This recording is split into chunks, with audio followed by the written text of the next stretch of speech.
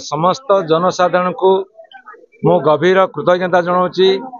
सेमानकर स्नेह श्रद्धा आशीर्वाद पाई